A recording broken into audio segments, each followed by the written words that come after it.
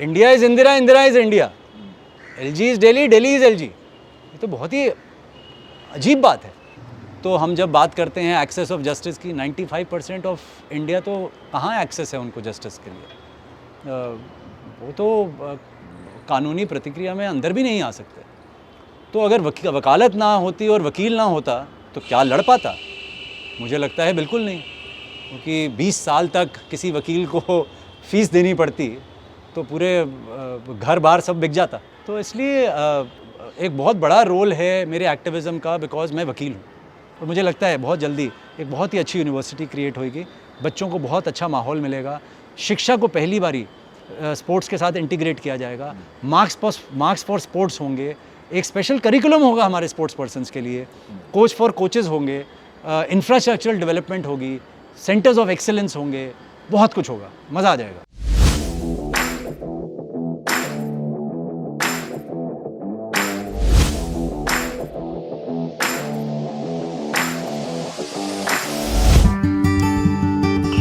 चलिए आप भी। बड़े दिनों बाद यार मज़ा आ गया।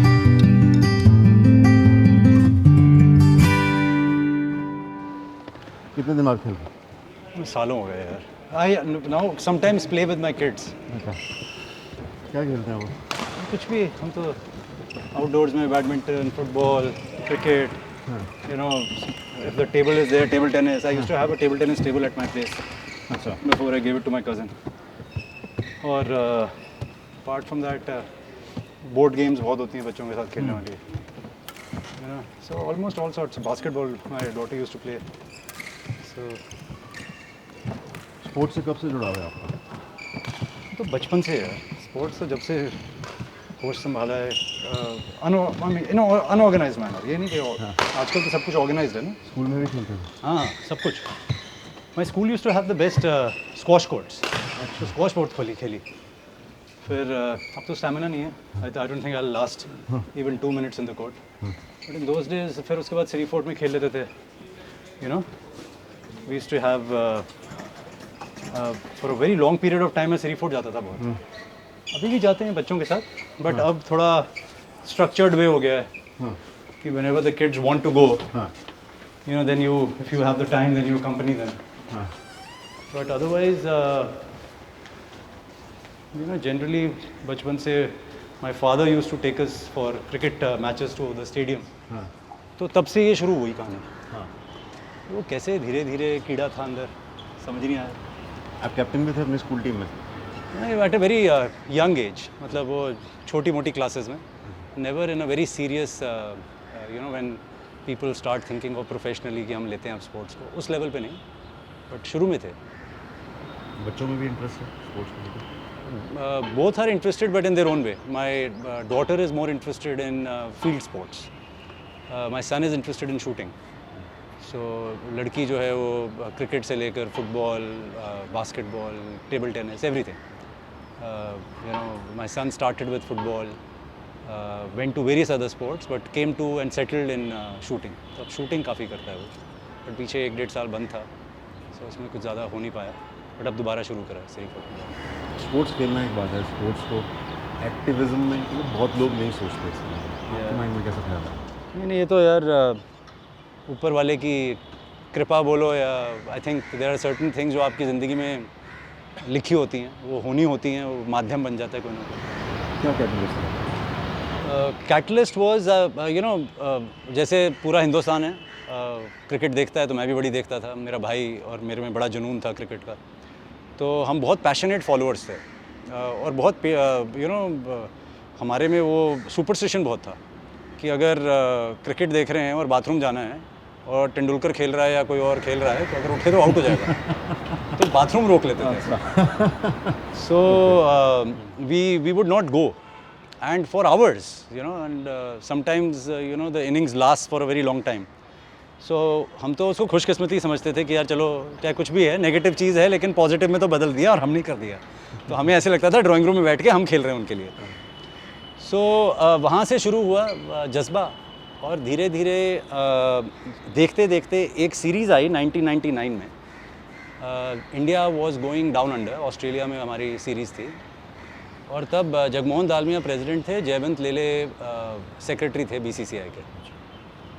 तो उन्होंने ये कहा जयवंत लेले ने कि इंडिया जो है 3-0 हारेगी टेस्ट सीरीज़। तो बड़ा अचंभा हुआ यार, सेक्रेटरी है, कम से कम अगर हारेगी भी तो बोल क्यों रहा है, और कम से कम आपको जज्बा होना चाहिए, पॉजिटिविटी होनी चाहिए। लेकिन यहाँ ये सेक्रेटरी बोल रहा है हारेगी इंडिया की टीम। इंडिया गई वहाँ, बहुत बुरा हुआ हमारा सब, मतलब 17 for 5 ऐसे स्कोर होता था हमारा। तो मेरा एक बहुत अच्छा बचपन का दोस्त है, मेरा माय बेस्ट फ्रेंड शांतनु। तो वो कहता है राहुल तू वकील है यार, सू बीसीसीआई, इनके ऊपर केस कर दे। मैंने उसको अपने मतलब उसको हटाने के लिए मैंने उसे बोला ऐसे नहीं होता है यार, कानून में एविडेंस चाहिए होता है, we can't just go and sue anybody. कहता है ठीक है, जाते हैं एविडेंस लेकर आते हैं। तो डेस्टिनी का क्या रोल होता है और कैसे प्रोविडेंस आपको चीज़ों की तरफ लेकर जाता है। तो उन दिनों हुआ ये कि कोर्ट में वकीलों की स्ट्राइक थी। मैं नया वकील 1998 में मैंने एनरोल किया अपने आप को। तो अभी 6 महीने साल भी नहीं हुए थे वकालत शुरू करे हुए। शुरू में आपका माई बाप ना हो तो वकालत धीरे धीरे चलती है, शुरू में तो चलती भी नहीं है आपको, तो टाइम बहुत होता है। सो उस समय उसके एक अंकल थे जो DDCA में थोड़ा बहुत रोल उनका था। तो कहते चल वहाँ चलते हैं, उनसे बात करते हैं। मैं बोला चलो चलते हैं। वहाँ गए, उन्होंने हमें कुछ दस्तावेज़ दिए और कुछ ऐसी चीज़ें बताई जो कि काफ़ी शॉकिंग थी, even for a person who has been following the sport from outside. And then he gave us a couple of contacts जो बहुत ही बड़े BCCI के एडमिनिस्ट्रेटर्स थे। और वहीं से बैठ के उन्होंने बोला ये वीज़ा सो एंड सो मेरा नेफ्यू है, मेरा उसका दोस्त है, तो ये आपसे मिलना चाहते हैं। तो हमने थोड़ा अपना भारत भ्रमण शुरू कर दिया इसके ऊपर, जब पता चला कि ऐसी ऐसी चीज़ें हो रही हैं। So one thing led to the other, बहुत इन्वेस्टिगेशन करी 2 महीने, और ऐसे ऐसे दस्तावेज़ हाथ में आए जो लाइक BCCI अकाउंट्स, जो एनुअल उनकी जो स्टेटमेंट्स हैं वो ये कहती थी in bold red letters, not for publicity, highly confidential. तो हमने सोचा यार क्रिकेट कर रहे हैं तो इसमें इतनी कॉन्फिडेंशियल बात क्या है, आपको तो वैसे ही सब कुछ अपने देशवासियों के प्रति रखना चाहिए सब कुछ। तो तब एक सुरजीत भल्ला बहुत माने हुए इकोनॉमिस्ट हैं, उनके साथ कोई कॉमन फ्रेंड्स थे, उन्होंने हमें उनके पास भेजा। तो वहाँ जाकर मैंने भल्ला साहब को बोला कि आप ऐसा करो, इसको किसी भी कोर्ट में और जज के पास इतना टाइम नहीं है कि ये इतना बैलेंस शीट्स के अंदर जाएंगे और देखेंगे, आप इसको समराइज़ कर दो मेरे लिए 3-4 पेज में। So he summed it up beautifully in about 4 pages and which showed that everything that BCCI does is for non-cricketing purposes. All expenses are for all other purposes like administrative and others. They don't even purchase cricket balls. And if you don't purchase cricket balls, how do you play cricket? और बाकी बहुत सारी चीज़ें। तो हमने जब वो highlight किया, then I filed a public interest litigation on this, asking for 2 things, that ये हमें रिप्रेजेंट करते हैं, ये BCCI की क्रिकेट टीम नहीं है, ये देश हिंदुस्तान भारत की क्रिकेट टीम है, हमारे सेंटिमेंट्स इनके साथ मिले हुए हैं, ये जीतते हैं तो हमें खुशी होती है, हारते हैं तो हम दुख हो जाता है हमें। तो इसलिए इनको बोलो कि ये अपने अकाउंट्स जो हैं पब्लिकली रिवील करें और प्लेयर्स को XYZ दें, भारत देश के लिए खेलते हैं, जो नेशनल फ्लैग है यूज़ करते हैं, क्रिकेट ग्राउंड जो हैं वो हमारे टैक्स पेयर मनी से के ऊपर इनको एट थ्रो वे प्राइसेस दिए जाते हैं। So we made out a beautiful case and we went to court saying कि या तो ये बहुत ही निकम्मे लोग हैं या ये बहुत बेईमान लोग हैं, तो आप डिसाइड कर लो ये निकम्मे हैं बेईमान हैं। निकम्मे हैं तो भी नहीं होने चाहिए, बेईमान है तो बिल्कुल ही नहीं होने चाहिए। So and we frankly we thought court में जाएंगे, कोर्ट हमें एडवर्सली कुछ बोलेगी या कुछ करेगी। तो फर्स्ट टाइम जब हम कोर्ट में गए, कोर्ट ने बोला mister Mehra, don't you have anything better to do in India where there so much of poverty, there so much of illiteracy, आप ऐसे मुद्दे लेकर आओ, क्या क्रिकेट का मुद्दा ले आए हो आप। एनीवे हम तो जुनून था हमारे ऊपर, तो हम लगे रहे। The key thing which I tell everybody, if you have something which you are passionate about, the determining factor कि आप उसमें succeed करेंगे या नहीं करेंगे, वो है कि आप persevere करते हो कि नहीं करते। तो अगर आप में obstacles आए, कोई उतार चढ़ाव हुआ और आप डर के बैठ गए या थक के बैठ गए, तो आप succeed कभी करोगे नहीं उसमें। तो I persevered और 5-6 साल लगे उसमें, और एक बहुत अच्छी लैंडमार्क प्रिलिमिनरी इशूज़ के ऊपर जजमेंट आई, जिसमें उन्होंने कहा कि BCCI for the first time, any national sports federation, BCCI even today is the you know, the best, in the sense, the most influential and monetary wise, you know, having the maximum money. That kind of federation we challenge successfully. उसमें ये कहा गया कि आप जो कह रहे हैं कि हाँ ये इनकी उत्तरदायित्व होना चाहिए और पारदर्शिता होनी चाहिए, बिल्कुल ठीक है, होनी चाहिए, क्यों नहीं होनी चाहिए. So the entire sports law got turned on its head with that judgment. और वो जजमेंट में जब आई तो उसमें ये कहा गया कि पहले ये था जैसे आप शेयर होल्डर होते हैं, टाटा का या रिलायंस का आपका शेयर है, आप शेयर होल्डर हैं तो आप उनसे प्रश्न पूछ सकते हैं, बाहर का आदमी कुछ नहीं पूछ सकता. तो स्पोर्ट्स भी एक अरीना ऐसा था कि जो स्पोर्ट्स के अंदर वाले लोग हैं वही उनके प्रति जवाबदेही है, जो आम नागरिक है उससे संस्था का कोई लेना देना नहीं है. ये पहली बारी जो है शिफ्ट आया हिंदुस्तान के लॉ में कि नहीं, इवन एन ऑर्डिनरी सिटीजन वो भी अगर कोर्ट में जाए तो इन मुद्दों पर ये मुद्दे उठाकर आप उनकी पिटिशन बाहर नहीं फेंक सकते ये बोल के कि मेंटेनेबल नहीं है, कि ये हमारा मेंबर नहीं है इसलिए ये नहीं बोल सकता कुछ भी. सो एक बहुत शिफ्ट था, उससे लिटिगेशन का एक बहुत फ्लड गेट्स खुल गए अगेंस्ट फेडरेशंस, जो पहले आप इनके फेडरेशंस के खिलाफ लिटिगेशन कर ही नहीं सकते थे. सो वहाँ से मुहिम शुरू हुई धीरे धीरे. फिर दूसरे खेलों में रुचि पहले से ही थी, तो फिर मैंने 3-4 साल लगाए सारे दूसरे खेलों में इन्वेस्टिगेट. एक चीज़ बहुत अच्छी करते हैं कि कोई भी PIL कभी भी कोर्ट में ऐसे नहीं लेकर जाता कि जिसमें खुद इन्वेस्टिगेशन ना करिए, चाहे उसमें साल 2 साल 5 साल लग जाएं, लेकिन मुद्दा तब लेकर जाओ जब पूरा पका हुआ मुद्दा हो और जिसमें कोर्ट के पास कोई आप पे प्रश्न पूछने की बात ना हो और सारे प्रश्न दूसरे से पूछे जाएँ. सो ये एक बहुत बड़ा स्ट्रेंथ रहता है कोर्ट में, और कोर्ट भी देखती है कि आपकी इंटेंशन क्या है. मैंने आज तक कभी स्पोर्ट्स को बड़ी पाक नज़रिए से देखा है, कभी उसको मिसयूज़ नहीं करा, अब्यूज़ नहीं करा. मेरा कोई स्टेक नहीं है स्पोर्ट में, तो सबसे अच्छी बात वो है. मैं बाहर का आदमी हूँ, मेरे को ना अपने किसी बच्चे को कोई कुछ खिलाना है, ना मेरी कोई संस्था में कोई रुचि है, ना मैंने किसी का कोई प्रेसिडेंट बनना है, ना मुझे उनसे कोई पैसा चाहिए. तो ये सब चीज़ें हैं. एक समय आया था जब सोचा था कि हाँ, क्योंकि स्टेडियम्स में रेस्टोरेंट्स नहीं होते, ये नहीं होता, वो नहीं होता, तो चलो हम ही दोस्त यार मिलकर यू नो रेस्टोरेंट्स खोल देते हैं. Let's get pizzas and burgers and everything into the stadiums. But वो एक मुहिम थी, भगवान की कृपा रही, वो नहीं हुआ. क्योंकि वो IPL जो है उस वक्त बाहर शिफ्ट कर दिया गया. तो वो एक चीज़ है जिसमें मैं चाह रहा था कि अब आज देखिए स्टेडियम्स में सारी फैसिलिटीज़ दी जाती हैं. वो वाला स्टेडियम नहीं रहे कि जब हम बचपन में जाते थे, मेरे फादर हमें याद है हर क्रिकेट मैच दिखाते थे, लेकर जाते थे, बहुत मज़ा आता था. तो ये जो क्रिकेट का और जो खेल का जुनून रहा, ये I would give this credit to my father. वो हमेशा टिकट लेकर मुझे टेस्ट मैच के लिए, मेरे भाई को और मुझे और मेरी बहन को, हमको ले जाते थे. तो हम चले जाते थे. भाई बहुत इंटरेस्टेड था, मैं भी था. जब से होश संभाला है, बहुत छोटे थे हम तो, मैंने तो सारे दिल्ली के अगर कोई भी टेस्ट मैच हुआ हो हमने देखे हैं वहाँ पर. कोई भी हॉकी मैचेस हुए, तब इंडिया पाकिस्तान के टेस्ट मैचेस होते थे हॉकी के, नेशनल स्टेडियम और शिवाजी स्टेडियम. तो हम तो वहाँ भी जाते थे. सो ये नहीं है कि क्रिकेट में ही जाते थे, वहीं से डिफरेंट खेलों में रुचि रही. फिर जब हम बड़े हो रहे थे, हमारे फादर ने टेबल टेनिस टेबल ले लिया. वो बेसमेंट में ऑफिस होता था हमारा.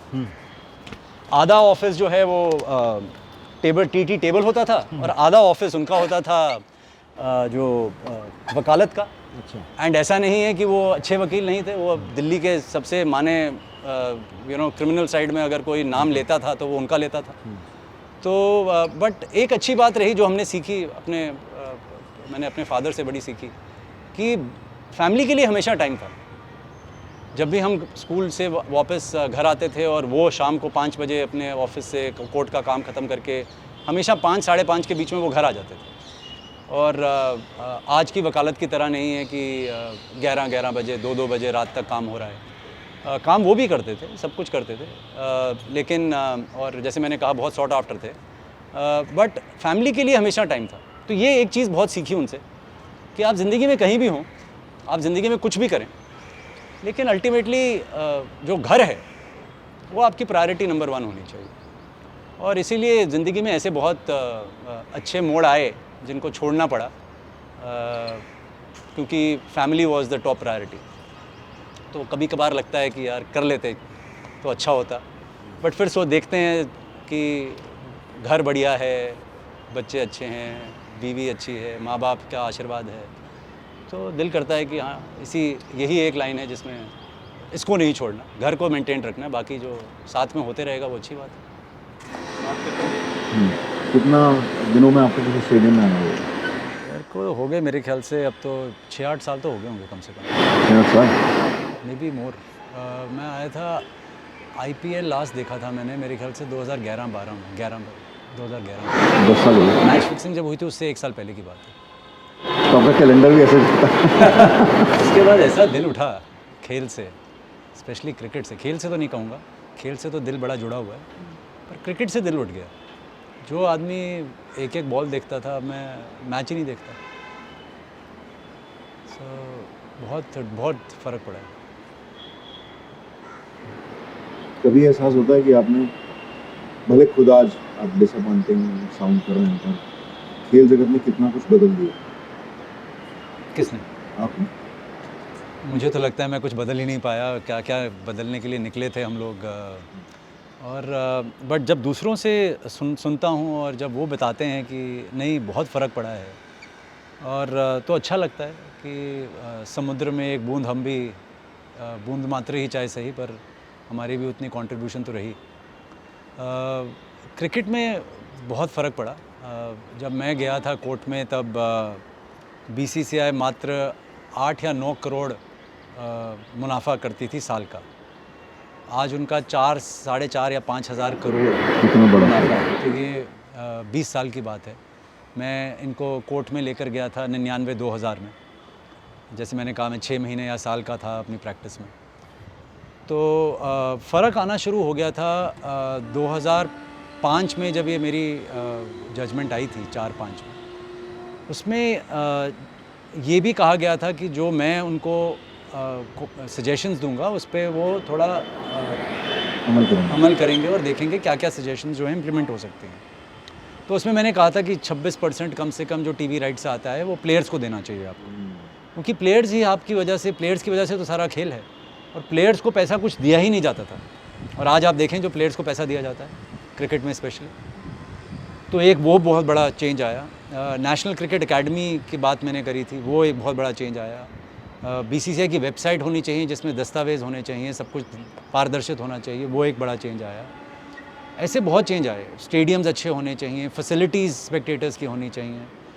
सो माने तो बहुत चेंज है, ना माने तो कुछ भी नहीं है। और BCCI अगर देखा जाए तो सब कुछ होने के बावजूद इतना बड़ा रिफॉर्म प्रोसेस सुप्रीम कोर्ट ने तक 2-2.5 साल लगी रही। उसके बाद फिर BCCI वही है जो BCCI है, वहाँ वही सब खेल चलते हैं जो चलते हैं, वहाँ वही पॉलिटिशियंस हैं जिनका राज है। खेल और पॉलिटिक्स का एक ऐसा अजीब मिश्रण है जो BCCI में बहुत बेखूबी दिखता है। तो बहुत चीज़ें हैं जो अभी भी चेंज करने वाली हैं, जिसमें काफ़ी रिफॉर्म आना चाहिए, और बहुत मेरे ख्याल से ऐसी चीज़ें हैं जिसमें रिफॉर्म आया भी है। बट टू से कि सारा कंट्रीब्यूशन, हाँ मुहिम शुरू करी थी और उम्मीद करता हूँ कि ये चलती रहेगी। It's like a relay. आप बेटन आपने उठाया, लेकिन अब आप आगे देते हैं। मैं तो वेट कर रहा हूँ कोई आए जो अब मेरे से ले और इस मुहिम को और बुलंदियों तक, ऊंचाइयों तक लेकर जाए। तो फिर भी राहुल भाई, एक बैडमिंटन कोर्ट से आपने खेल में इंटरेस्ट शुरू किया और उसको आप हाई कोर्ट सुप्रीम कोर्ट तक लेके गए, ये कोई आसान सफ़र नहीं है। कैसे इंटरेस्ट पैदा हुआ था आपका कि एज ए लॉयर मुझे परस्यू करना है? हाँ, ये वकील आपके अंदर कब जिंदा हुआ? एक्चुअली मैंने कभी भी अपनी ज़िंदगी में कुछ भी प्लान नहीं करा है। लोगों को अचंभा हो सकता है कि ये आदमी क्या बोल रहा है, लेकिन मेरी सबसे अनस्ट्रक्चर्ड अगर कोई करियर रहा होगा वकालत में तो वो मेरा है। ज़िंदगी में जो जो चीज़ें मैंने कभी नहीं करनी चाहिए, अंत में मैंने वो ही करी हैं। मैं तो वकील ही नहीं बनना चाहता था शुरू में। मैं बिज़नेस की तरफ चले गया था। मुझे वकालत से कभी अट्रैक्शन थी ही नहीं। मेरे फादर ने इतने नामी गनामी वकील हुए, लेकिन उन्होंने भी मुझे कभी इनकरेज नहीं करा कि आप वकालत में आओ, मैं वकील हूँ तो आप भी आओ। जैसे आजकल होता है, वकील का बेटा वकील, फिल्म स्टार का बेटा फिल्म स्टार, पॉलिटिशियन का बेटा पॉलिटिशियन, ऐसा होता है। लेकिन जब मैं बड़ा हो रहा था हमें कभी बोला नहीं गया, हमें कभी बताया नहीं गया। हाँ, डाइनिंग टेबल पे बहुत सारी ऐसी बातें होती थी। कई बारी केस जो नए केस आए होते थे उनकी भी बातें होती थी। तो मेरे ख्याल से बीच था कहीं ना कहीं, लेकिन मेरा इंटरेस्ट कभी नहीं था कि मुझे वकालत करनी है। और जैसे मैंने कहा, मेरी ज़िंदगी में सारी चीज़ें मेरे ख्याल से जो होना होता है वो हो जाता है। तो वो था, बिज़नेस में गए, 3-4 साल वहाँ शूज़ की फैक्ट्री खोली नोएडा में, 17-18 फैक्ट्रियाँ खोली अपने कज़न ब्रदर के साथ। 1-2 में काम किया 3-4 साल। The best of international brands लेकर आए, रीबॉक से लेकर एडिडास से लेकर सारे जितने आप, कॉन्वर्स और स्केचर्स, सारे के सारे। उस ज़माने में इकॉनमी अभी बस खुली ही थी, तो वो करा। उसके बाद वकालत पढ़ी, फिर इनरोल किया, 6 महीने के अंदर ये हो गया और ये इतना बड़ी एक सेंसेशन बन गई। कभी सोचा नहीं था कि जो पत्रकार हैं वो मेरे पीछे आएंगे, इंटरव्यूज़ लेना चाहेंगे। तो बड़ा ही अनस्ट्रक्चर्ड रहा और क्योंकि ऐसा एक मुहिम शुरू हो गई थी जिसमें लोगों का बहुत दिलचस्पी हो गई थी, फिर मुझे ये लगा कि ये सही नहीं होगा अगर मैं इसको बीच रास्ते छोड़ दूं। इसको फिर जब जस्टिस के लिए लड़ाई शुरू करी है, उसको फिर अंत तक लेकर जाना चाहिए, चाहे हार हो चाहे जीत हो, वो तो चलती रहती है ज़िंदगी में। उसके बाद कभी नहीं सोचा था कि एक ऐसी प्लेटफॉर्म क्रिएट होगा जहाँ पर कोई पॉलिटिकल पार्टी खड़ी हो जाएगी या कोई आंदोलन शुरू हो जाएगा, उसका भाग बन जाऊँगा। कभी नहीं, हमेशा पॉलिटिशियंस को गाली ही दी है, कभी सोचा ही नहीं अच्छा पॉलिटिशियंस के बारे में।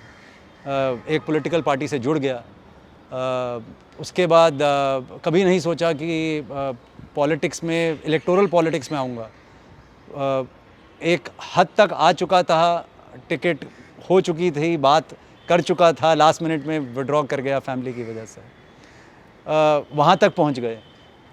फिर कभी नहीं सोचा था कि ये मुहिम चलेगी और सरकार बनेगी और सरकारी वकीलों को मैं काफ़ी ऐसी नज़रिए से देखता था कि उनको ना तो तनख्वाह अच्छी दी जाती है, ना उनमें लियाकत ज़्यादा होती है, ना वो ईमानदार होते हैं, तो सरकारी वकील कभी नहीं बनना, ऐसा मन में था। लेकिन सरकारी वकालत करी, 5-6 साल आम आदमी पार्टी गवर्नमेंट का लिटिगेशन का हेड रहा एज ए स्टैंडिंग काउंसिल। तो बहुत ऐसी चीज़ें हुई अचंभी, बहुत ही सरप्राइजिंग चीज़ें ऐसी हुई मेरी ज़िंदगी में जो मैंने कभी सोची नहीं, जो हो गई। और इसीलिए मैं कहता हूँ कभी स्ट्रक्चर्ड नहीं था। लोग सोचते हैं कि अच्छा 5 साल में ये करूँगा, 6ठे साल ये करूँगा, 10वें साल ये करूँगा, 15 साल बाद ऐसा होगा, 20 साल बाद ये होगा। मैं तो आज की ज़िंदगी में जी लेता हूँ। ऊपर वाले की इतनी कृपा है कि जितना डिज़र्व नहीं करते उससे बहुत ज़्यादा भगवान ने दिया है। और इस सब का श्रेय जो है वो सिर्फ 2 आदमियों के है कि जो मेरी मदर बहुत स्पिरिचुअल हैं, सो उनसे बहुत ही ठहराव मिलता है, उनसे बहुत ही ग्राउंडिंग और बहुत ही मजबूती मिलती है उनसे। और मेरे फादर से इंस्पिरेशनल चीज़ें, वो हमेशा अगेंस्ट द पावर रहने वाले आदमी थे। उन्होंने कभी भी किसी से डरे नहीं, कभी जो मन में आया वो बोला, बेबाक बोला, सच्ची बात हमेशा करी। हमेशा जो द पावर्स दैट भी उनको शीशा दिखाया। तो मुझे लगता है कुछ बीज वहाँ से आया, थोड़ा बहुत बीज अपनी मदर से आया। वो एक मिश्रण बन के जो है ज़िंदगी चल रही है और बहुत कोई रिग्रेट्स नहीं है, बहुत ही भगवान की कृपा है और सेटिस्फाइड है ज़िंदगी। और भाई जब आप अकेले बैठते हो तो एक पॉलिटिकल रिफॉर्मिस्ट आपके अंदर है, एक स्पोर्ट्स एक्टिविस्ट हम देख रहे हैं आपके अंदर, एक वकील है, जुझारू वकील जो सच के लिए लड़ना चाहता है। जब आप खुद के साथ बैठते हो तो सबसे पास कौन होता है आपके? सबसे पास तो एक बेटा होता है, एक पति होता है, एक बाप होता है। सबसे पास तो वो होता है, उसके बाद सब कुछ आता है।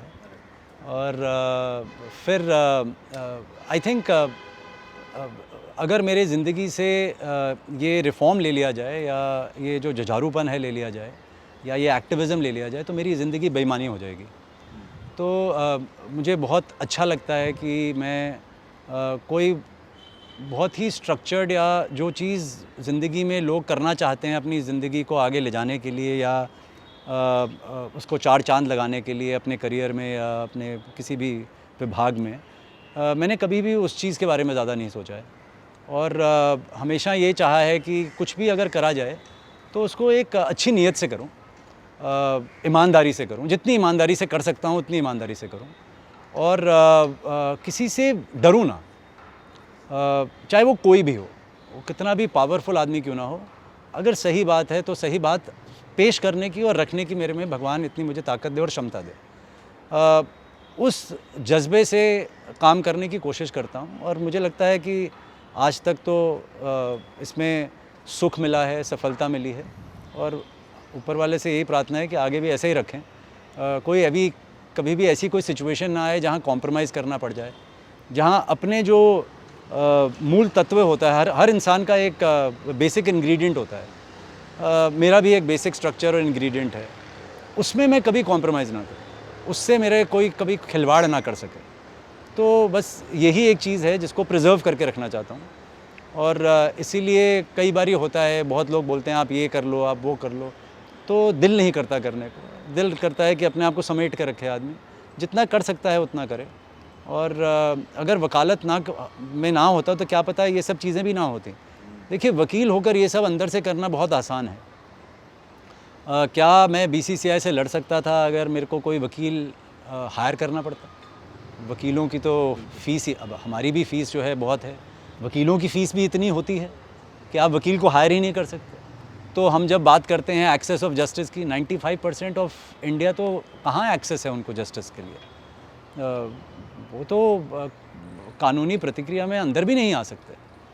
तो अगर वकालत ना होती और वकील ना होता तो क्या लड़ पाता?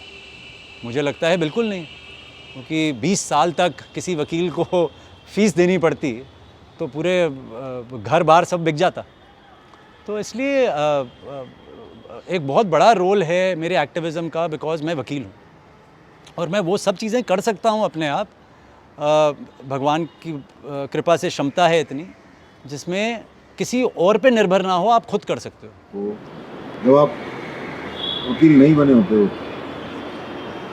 किताबें पढ़ रहे होते हो, कॉलेज अटेंड कर रहे होते हो, तब तो आपके अंदर एक जज्बा होता है और जब आप प्रैक्टिकली उसके अंदर घुसते हो तो कितना मुश्किल होता है इसको जिंदा रखना, क्योंकि बहुत सारे बडिंग लॉयर्स, जजेस शायद हमारी वार्तालाप सुनेंगे। कितना मुश्किल है इसको जिंदा रखना? बहुत मुश्किल है, कैसे लगता है? बहुत कठिन है डगर पन घट के, तो ये तो बहुत कठिन है। देखिए, हम सब जब आते हैं और स्पेशली स्टूडेंट्स जब होते हैं ना, तो हम सब में ऐसा जज्बा होता है कि पता नहीं, हम जैसे हमारी वजह से दुनिया बदलने वाली है, तो ये जज्बा होता है। खुशकिस्मती से थोड़ा बहुत वो जज्बा, और मैं बोलूँगा काफ़ी हद तक वो जज्बा अभी मेरे में मेंटेन्ड है। जो कुछ इनोसेंस मेरे में I have lost, but a lot of it I have been able to maintain.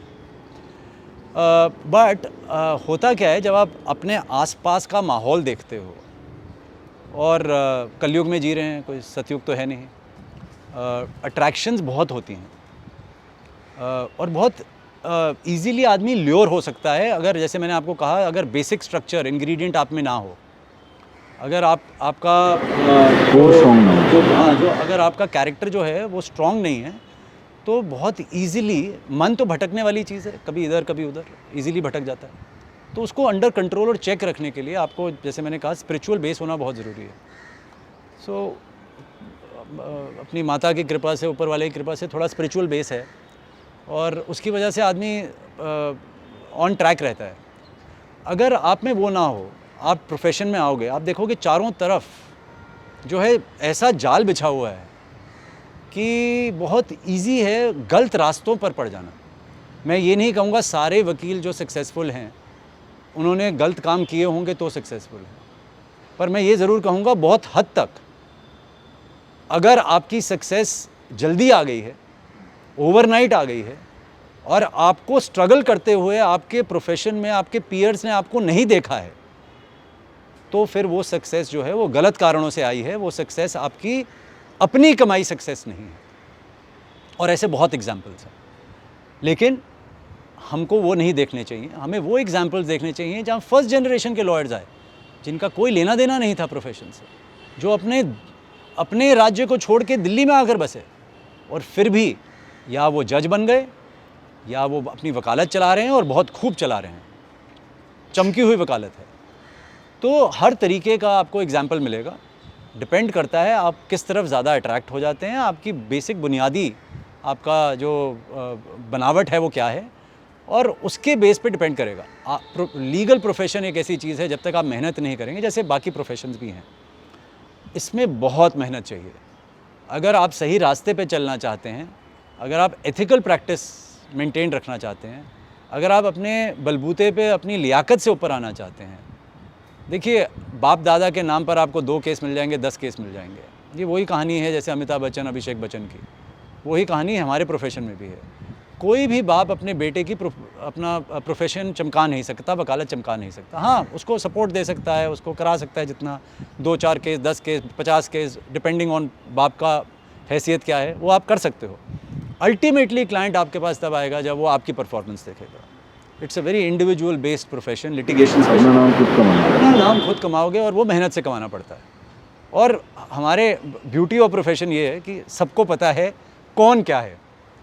हर आदमी, बाहर वाले को नहीं पता होगा, लेकिन हर आदमी अपने पीयर्स के सामने तो ऑलमोस्ट आप मान लीजिए सब कुछ ऊपर से नीचे तक उसका कैरेक्टर जो है वह अंदर और बाहर सब पता होता है आदमी को। सो अगर यंगस्टर आएगा, मैं तो यही कहूँगा, मेहनत कीजिए, मेहनत का फल हमेशा मीठा होता है। शॉर्ट टर्म मत देखिए, इंस्टेंट ग्रेटिफिकेशन मत मांगिए। इंस्टेंट कॉफ़ी का ज़माना है, वो मत देखिए। इंस्टेंट 2 मिनट्स नूडल्स मत मांगिए। खाने को पकने दीजिए, अपने आप को पकाइए।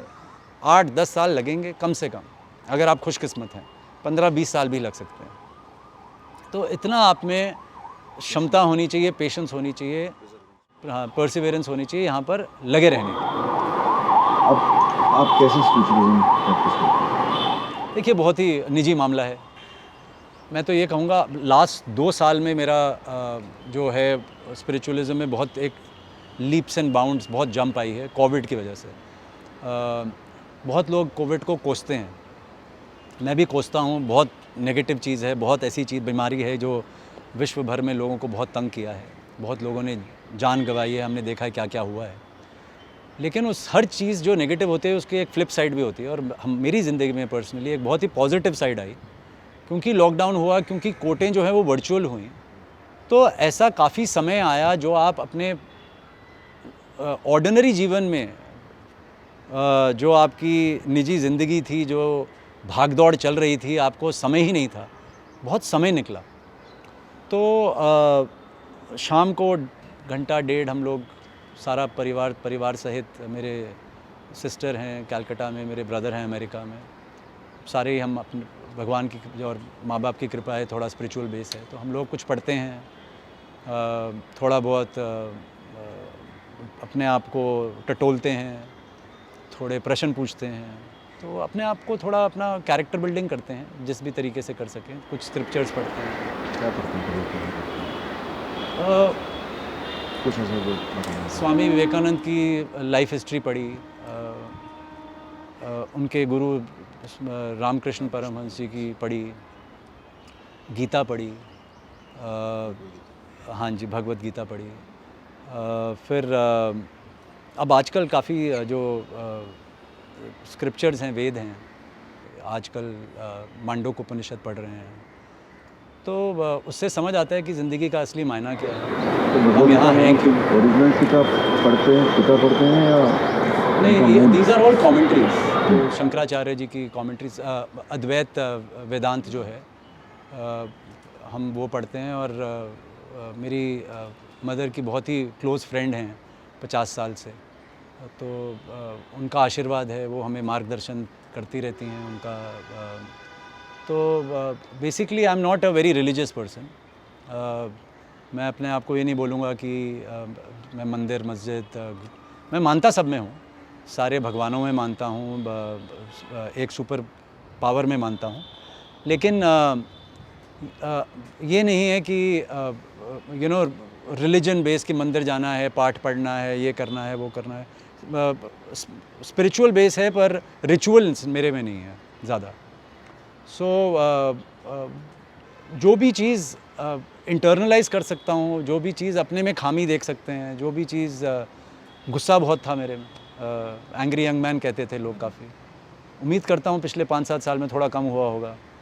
दूसरे लोगों का पर्सपेक्टिव देखने की कोशिश करता हूँ अब, कि सब कुछ अपने नज़रिए से ही ना देखा जाए, दूसरे आदमी का भी थोड़ा बहुत नज़रिया देखा जाए। लेकिन मोटी मोटी बात यह है कि 100 बात की एक बात यह है कि सही और गलत अपने नज़रिए से, उस पे ज़रूर आपको जो डिफ्रेंशिएट करने की जो क्षमता है वो ज़रूर होनी चाहिए आप में।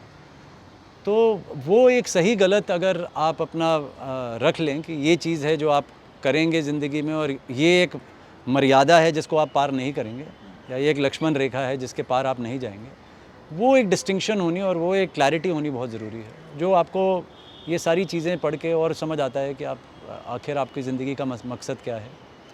और उम्मीद करता हूँ कि उस मकसद की तरफ थोड़ी पेस बढ़ेगी, और ये जो डे टू डे ज़िंदगी है जो आपको ओवरटेक कर लेती है, हर रोज़ ही कर लेती है, और फिर हर रोज़ आपको रिमाइंड करना होता है अपने आप को कि यार असली पर्पस तो कुछ और है, तो वो फिर वो चलता है। और अच्छा है कि सारे लोग परिवार इकट्ठा इस जर्नी में है, संगत भी है, समय भी अच्छा निकलता है थोड़ा।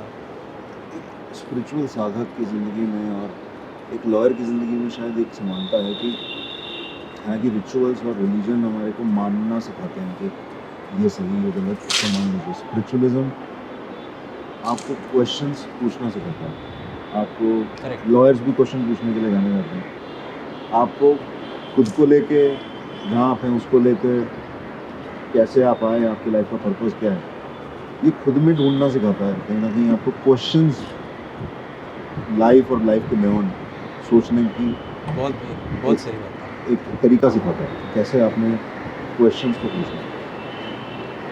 ये जो लॉयर था, वापस उसका आना है, क्वेश्चंस पूछना और असर्टिव होकर सच के साथ खड़ा होना, ये कब आपके अंदर, कब आपको पता चला कि आपके अंदर एक ऐसा रंग है? आई थिंक जब मैंने रिफॉर्म्स, स्पोर्ट्स में रिफॉर्म्स की बात करी, तो जब आप रिफॉर्म्स की बात करते हैं तो क्वेश्चंस ही हैं कि ये हो रहा है लेकिन ये होना चाहिए। तो you are right, inquisitive nature तो होना चाहिए, इंक्वायरी जो आपके अंदर है, the skill of you know finding the truth, the skill of seeking answers to your questions, वो सब मेरे ख्याल से वहाँ से और उभरी। मैं ये नहीं कहूँगा, तब बीज तो होता ही है, बीज ना हो तो ये सब नहीं होता, मेरा मानना है ये। पर एक समय आता है जब उस बीज में आप पानी देते हो, उसको खाद डालते हो, वो नर्चर होता है और एक अच्छे वृक्ष में अच्छा पौधा जो है वो निकल के आता है। तो मेरे ख्याल से वो जो खाद डालने वाली बात थी या पानी देने वाली बात थी, वो उस समय शुरू हुई। और मैं सच्ची बात बताऊं तो ये जो मेरी मदर की जो फ्रेंड हैं, उन्होंने मेरे को मेरी शादी पे 2003 में जब मेरी शादी हुई, तब मेरे को मेरी वेडिंग गिफ्ट में उन्होंने स्वामी विवेकानंद की 10 वॉल्यूम्स, क्या बात, कर्म योग, ज्ञान योग, ज्ञान योग और भक्ति योग। क्या बात, बहुत बड़ी बात। तो हम तो ज्ञान योग को फॉलो करते हैं, मेरी मदर भक्ति योग को फॉलो करती हैं। ये सब तब से शुरू था। अब वो सालों साल मैं देखता था, बहुत बारी कोशिश भी करी शुरू करने के बीच में, लेकिन ज़िंदगी जो आम ज़िंदगी थी वो कहीं ना कहीं वो हवा जो है हमको आगे दुनिया में ले जाती थी, जो ये दुनिया है, जो रंग बिरंगी दुनिया है, उसमें ले जाती थी। उस एज में सबके साथ होता है। तो खोली किताब, फिर बंद कर दी, फिर खोली, फिर बंद कर दी। पर अब ये है कि पिछले 2 साल से वो रेगुलर चल रहा है, कहीं भी हो, कुछ भी कर रहे हो, वो समय बंधा हुआ है। सबको पता है कि ये जो समय है इसमें राहुल मिलेगा नहीं। किसी का फ़ोन भी आ जाता है तो वो बोलते हैं ख़त्म हो गया नहीं होता, अच्छा थोड़ी देर बाद बात कर लेंगे। तो एक बड़ा स्ट्रक्चर्ड वे में एक समय बन चुका है जिसकी बहुत खुशी होती है कि अब जीवन जो है पहली बारी लाइन पर आया है, ट्रैक पे आ गया है। तो यू नो मैं तो यही मानूंगा कि वो जैसे बीच था, बट धीरे धीरे अब डेवलप होकर 2003 से अब 2019 या 20 में आकर वो पूरी पढ़ी। आप ये मानिए 16 साल पढ़ा ही नहीं। मैं तो मानता हूँ कितने बेवकूफ़ लोग थे हम, कितना समय बर्बाद कर दिया लेकिन वैसे मैं कहता हूँ अक्सर, जो जो जब जब होना होता है सो तब तब ही होता है। आप कितनी लाख कोशिश कर लो, जो डेस्टिन्ड है, हाँ प्रयत्न करना हमारा कर्तव्य है, लेकिन जो जब होना है वो तभी होगा। अभी मैंने स्वामी विवेकानंद की पहली किताब पढ़ी थी, शायद उस समय मैं 8वीं या 9वीं क्लास में था, और उस छोटी सी किताब के पहले पन्ने का पहला सेंटेंस कुछ इस तरह से था कि एक युवा को आपको उस एज में फुटबॉल ग्राउंड पे खेलना सिखाना ज़्यादा इम्पोर्टेंट है, ना कि उसे भगवद गीता पढ़ाना। बिल्कुल, क्योंकि ना वो पढ़ेगा, ना समझ आएगी, ना। तो अब ये जो वैल्यूज़ आपने कहा अपने फादर से मदर से इनकलकेट की हैं आपके अंदर, कितना आप इसको आगे बच्चों तक पहुंचा पा रहे हो, किस तरह से पहुंचा पा रहे हो? देखिए कभी भी ये स्ट्रक्चर्ड वे में हो ही नहीं सकता। संस्कार होते हैं, ये तो बच्चों को बताने से वो कभी नहीं सीखते कुछ भी। बच्चे जब जो देखते हैं उससे सीखते हैं। मैंने अपने माता पिता के जीवन में ये सब देखा है। उन्होंने हमें उंगली पकड़ के स्टेडियम लेकर गए तो हमारे अंदर ये कीड़ा पैदा हुआ स्पोर्ट्स का। मैं भी कोशिश करता हूँ अपने बच्चों के साथ आगे यही लेगेसी आगे बढ़ाने की। मैंने अपनी माता श्री को शुरू से देखा है कुछ ना कुछ पढ़ते हुए। अब ये कभी नहीं पता था कि हम भी वो चीज़ें पढ़ेंगे बाद में जाकर, बल्कि जब बच्चा होता है वो डिसमिस करता है ये सब चीज़ें। बड़ा आम होता है ये बोलना, लेकिन जब आप माँ बाप बन जाते हैं तो आप वो सब चीज़ें करने लगते हैं जो आपके माँ बाप ने की थी आपके लिए, और आपको फिर उसकी वैल्यू समझ आती है। सो आई डोंट थिंक मैं अपने बच्चों को कभी भी एक स्ट्रक्चर्ड वे में कराना चाहूँगा, क्योंकि जो भी आप स्ट्रक्चर्ड वे में कराएंगे वो फिर एक बहुत ही रूटीन काइंड ऑफ थिंग होती है, और उसमें क्या होता है वो एसेंस लूज़ हो जाता है, और वो कभी भी बच्चा अल्टीमेटली आगे जाकर मे बी वो कर ले, बट मोस्ट लाइकली वो नहीं करेगा। तो संस्कार तो बड़े सटल वे में दिए जाते हैं, वो देख कर लिए जाते हैं। वो देखते हैं, अगर बाप झूठा है तो बच्चा सत्यवादी कैसे निकल सकता है? वो उसने देखा है कि बाप तो छोटी छोटी बात पे झूठ बोलता है। तो अगर आप अपनी जीवन में, अपने निजी जीवन में, अपने दोस्तों के साथ, अपने रिश्तेदारों के साथ जो भी आप जैसे व्यवहार करते हैं, वो व्यवहार ही है बच्चा आपके साथ, और आपके जीवन में आगे जाकर आपके साथ वो सब चीज़ें होने वाली हैं। It's a circle, everything what goes around comes around. आपने जैसे अपने माता पिता को ट्रीट किया है, आपका बच्चा 10 में से 9 बारी वैसे ही आपको ट्रीट करेगा। तो अगर बाद में आप ये जाकर बोलें अरे मेरा फूटी किस्मत, मेरे कर्म, तो किसी को, आपको सिर्फ इंट्रोस्पेक्शन करनी है, आपने अपनी ज़िंदगी में ऐसा क्या किया था जो बच्चे ने आपके साथ ऐसा किया।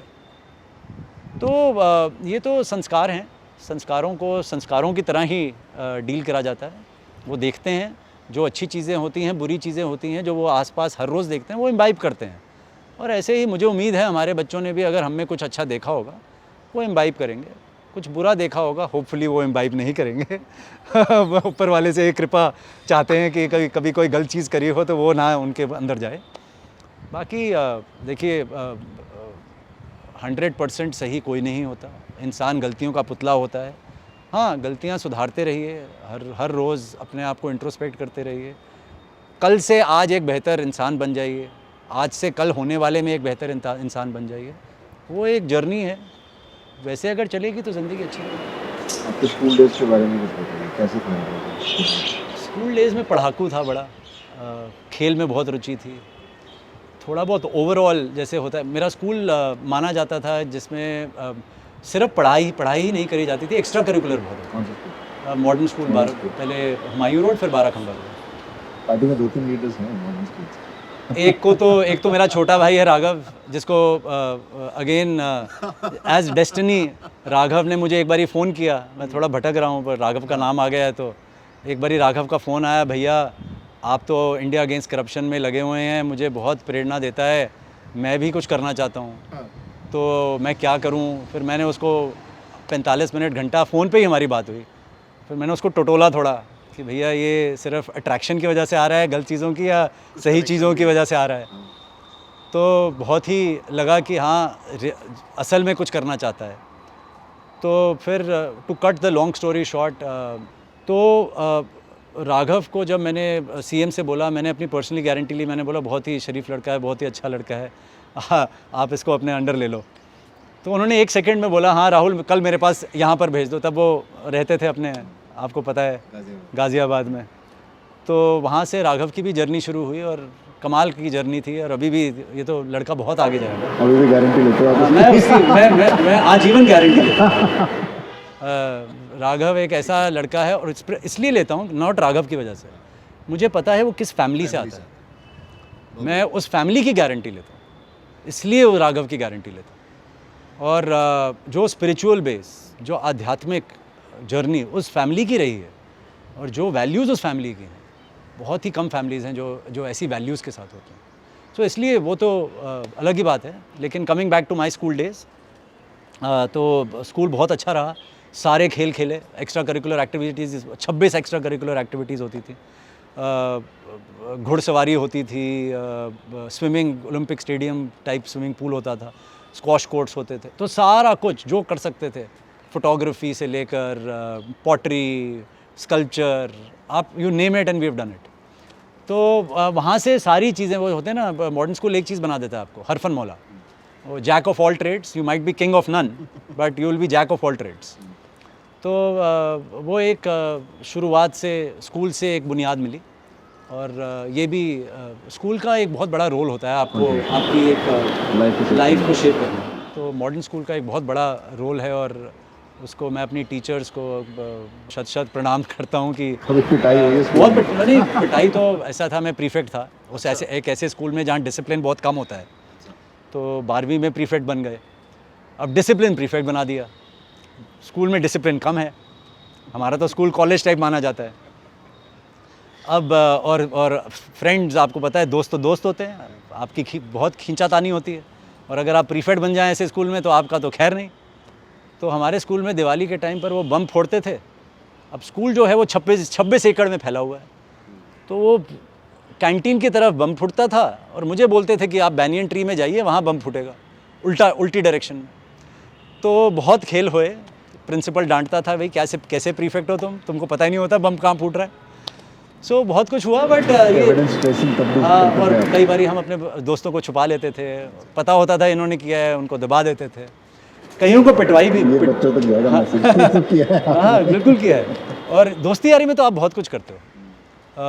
और कईयों को पिटाई भी करवाई है।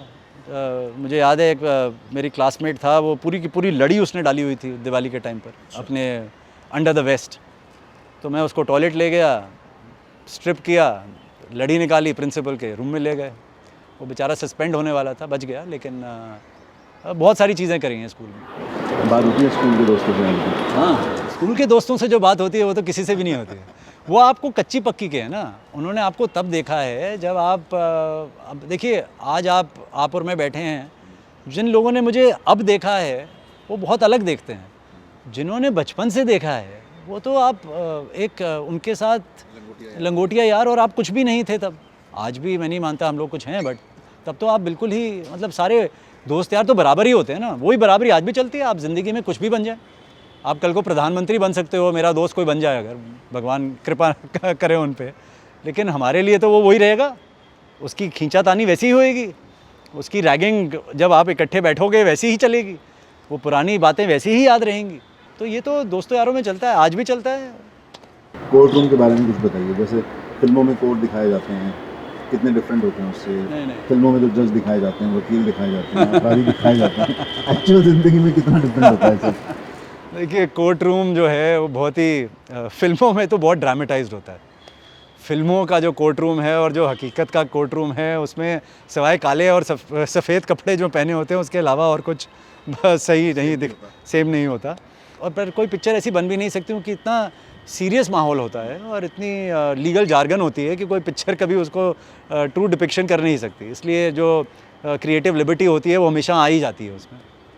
बट कोर्ट रूम एक बहुत ही डिफरेंट जगह है। जैसे मैंने कहा, संजीदगी होती है, डेकोरम होता है, एक प्रोटोकॉल होती है, there are dos and don'ts in a court room. जज आपको अच्छा लगे ना लगे, आपको माय लॉर्ड तो कहना ही है, आदर से आपको रिस्पेक्ट से बात करनी ही है। कई जजेस होते हैं जिनके लिए आपको दिल से रिस्पेक्ट होती है, कई जजेस होते हैं जिनके लिए नहीं होती है। आपको पता है ये आदमी जो है कैसे आया है इस गद्दी पे, आपको पता है क्या क्या कहानियाँ करता था जब ये वकील था, लेकिन आप जज की चाहे तब भी रिस्पेक्ट ना करें, लेकिन जज का जो ओहदा और जो गद्दी है, जो इंस्टीट्यूशन है, आप उसकी रिस्पेक्ट करते हैं। इसलिए इंस्टीट्यूशन मैंने हमेशा मानी है इंडिविजुअल से बड़ी होती है, चाहे कोई भी हो। खेल हमेशा जो है वो खिलाड़ी से बड़ा होता है, चाहे वो सचिन तेंदुलकर क्यों ना हो, चाहे वो पीवी सिंधु क्यों ना हो। इसी वैसे ही जो लीगल इंस्टीट्यूशन है वो हमेशा जो जुडिशरी है, जो लीगल फ्रेटर्निटी है, वो हमेशा एक इंडिविजुअल से, वो कितना ही बड़ा क्यों ना वकील हो, उससे हमेशा, कितना ही बड़ा क्यों ना जज हो, उससे हमेशा बड़ी रहेगी। इसीलिए बहुत आए बहुत गए, बहुत आएंगे बहुत जाएंगे। होपफुली जो बेसिक स्ट्रक्चर और फैब्रिक है वो बहुत चेंज नहीं होगा। पिछले कुछ दिनों में और सालों में हम देख रहे हैं ऐसी बहुत चीज़ें हो रही हैं जिससे थोड़ा दुख होता है देखकर क्या क्या हो रहा है, लेकिन उम्मीद करूँगा कि ये भी एक फ़ेज़ है। ऐसी हमारे तब हम तो मेरे ख्याल से बहुत छोटे थे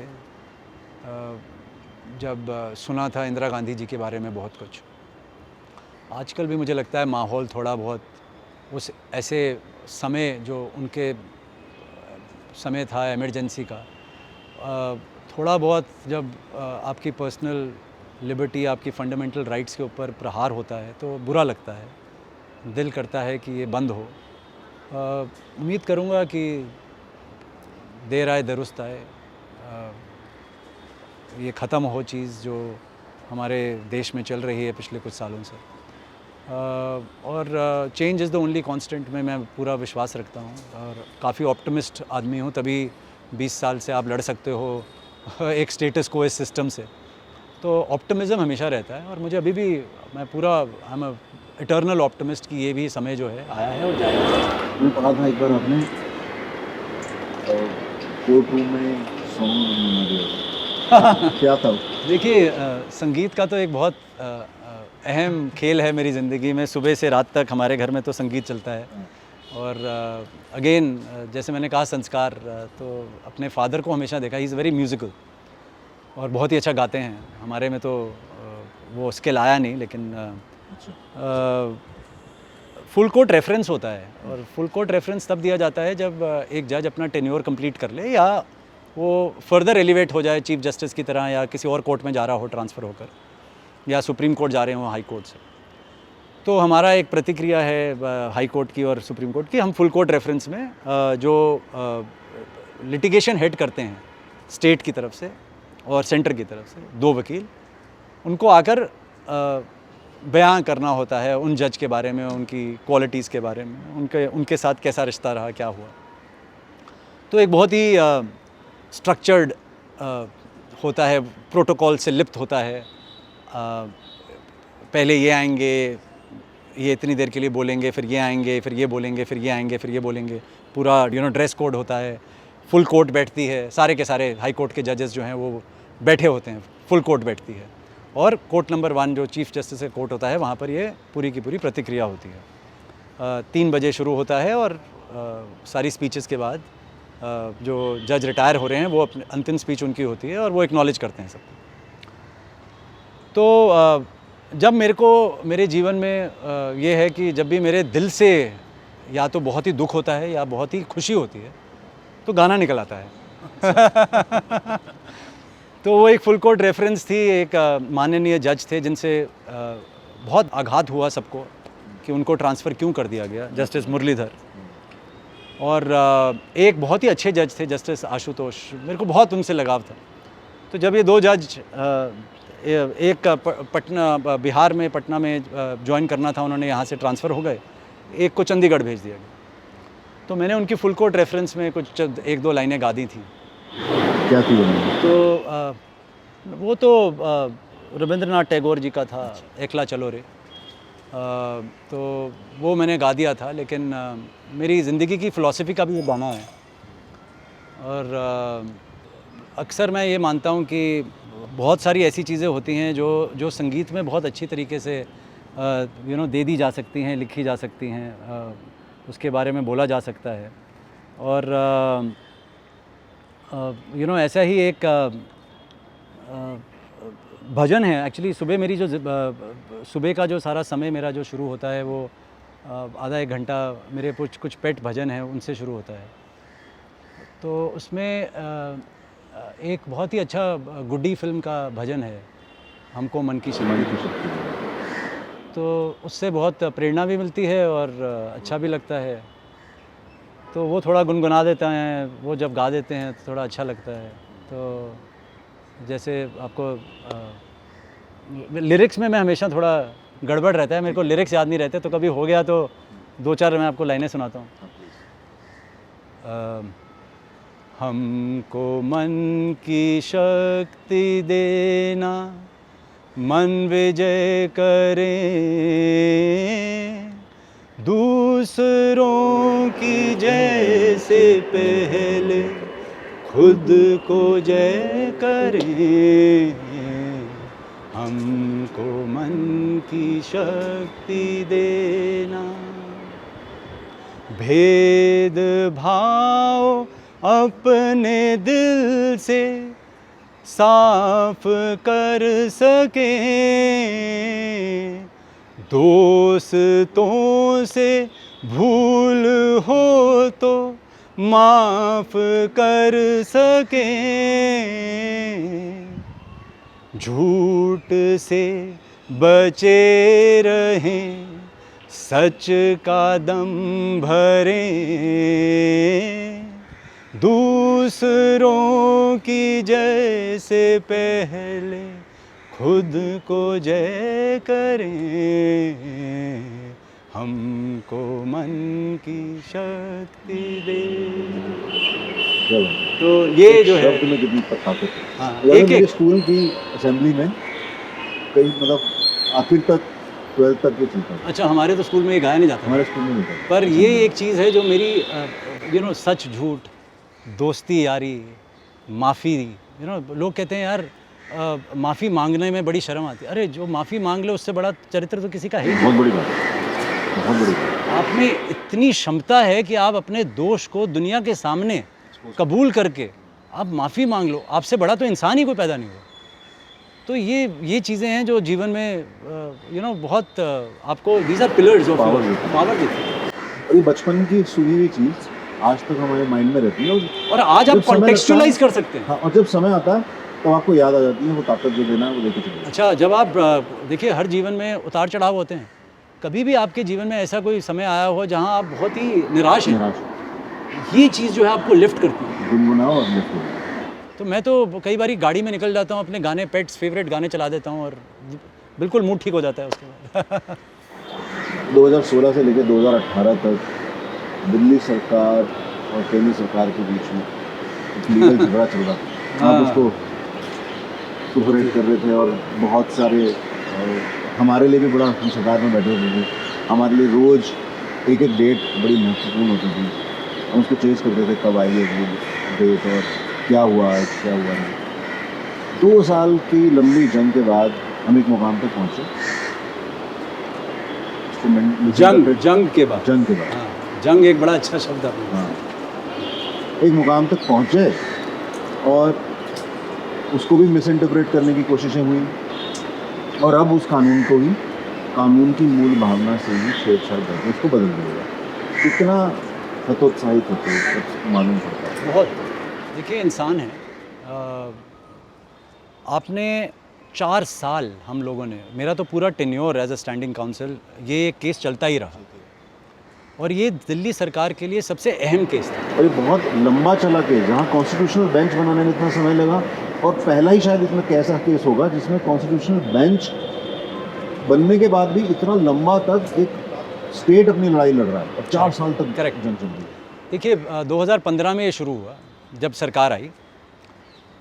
2016 में जाकर दिल्ली हाई कोर्ट ने अपना निर्णय सुनाया जिसमें दिल्ली को ऑलमोस्ट ये कह दिया गया कि जो दिल्ली के चुने हुए जो लोग हैं उनके पास कोई पावर नहीं है, जो म्यूनिसिपैलिटी से चुन के आए हैं उनके पास ज़्यादा पावर है। कितने अजीब है। कितनी अजीब बात है। लेकिन जैसे मैंने कहा, जब इंस्टीट्यूशन से कोई चीज़ आती है उसका आपको मान्य रखना पड़ता है और फिर प्रतिक्रिया है, आप उसको चैलेंज करिए, आगे जाइए। तो हम उसको सुप्रीम कोर्ट लेकर गए। हमें पता था ये बिल्कुल ही बेबुनियाद चीज़ है, कानूनी तौर पे इसको कैसे कोई भी आदमी इसको ठीक मान सकता है। और ये बिल्कुल ही अनकॉन्स्टिट्यूशनल और इलीगल है जो भी बोला गया है। लेकिन सुप्रीम कोर्ट गए, सुप्रीम कोर्ट में 2 जज की बेंच थी, उन्होंने सुना, हमने पक्ष रखा और ये समझा गया कि ये बहुत ही सीरियस मामला है और इसमें कॉन्स्टिट्यूशनल इश्यूज़ हैं, इसलिए इसको कॉन्स्टिट्यूशनल बेंच के पास भेजा जाए, 5 जज बेंच के पास भेजा जाए। वो 5 जज बेंच बैठी। आपको पता ही है, पहले तो बेंच बनने में टाइम लगता है, केस आने में टाइम लगता है, तारीख पे तारीख सबने देखा ही है। हमारा सिस्टम बहुत ही अजीब तरह का एक सिस्टम है। उससे लड़ना वो एक लड़ाई है, और फिर कानूनी तौर पे कानून को लेकर कोर्ट रूम के अंदर लड़ना एक दूसरी मुहिम है। वो सब करके जब हम ये केस जीत गए, कॉन्स्टिट्यूशनल बेंच ने प्रिंसिपल्स डिसाइड कर दिए कि एंट्री 1, 2 और 18 के अलावा पुलिस, जो पब्लिक ऑर्डर और लैंड के अलावा बाकी सब कुछ जो है वो सेंट्रल गवर्नमेंट के पास नहीं है, वो सारा स्टेट गवर्नमेंट जो इलेक्टेड गवर्नमेंट है उसके पास है।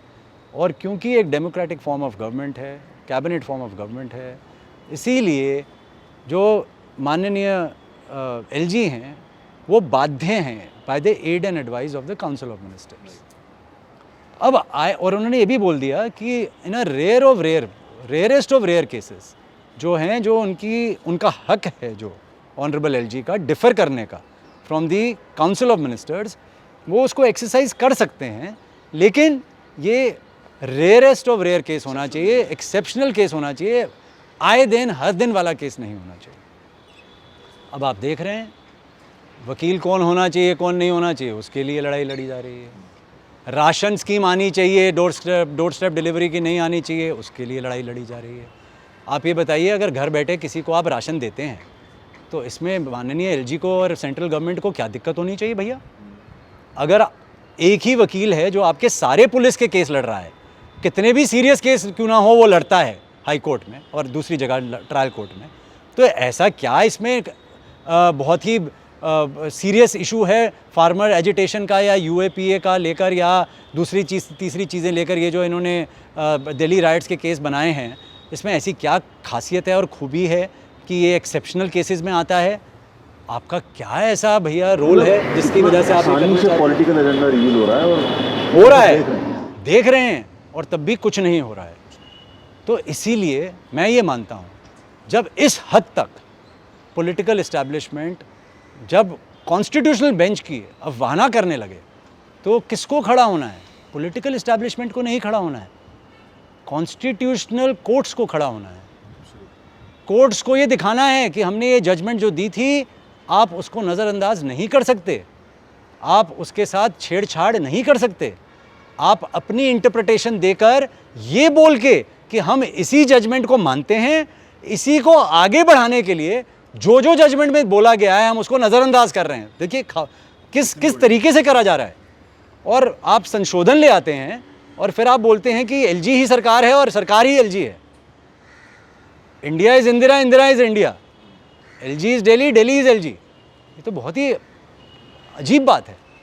कैसे कोई हजम कर सकता है इस बात को, जबकि कॉन्स्टिट्यूशनल बेंच कहती है कि aid and advice of the council of ministers is binding on the honourable LG unless and until in rarest of rare cases, exceptional circumstances, he can differ, and that difference of opinion he has to send to the president.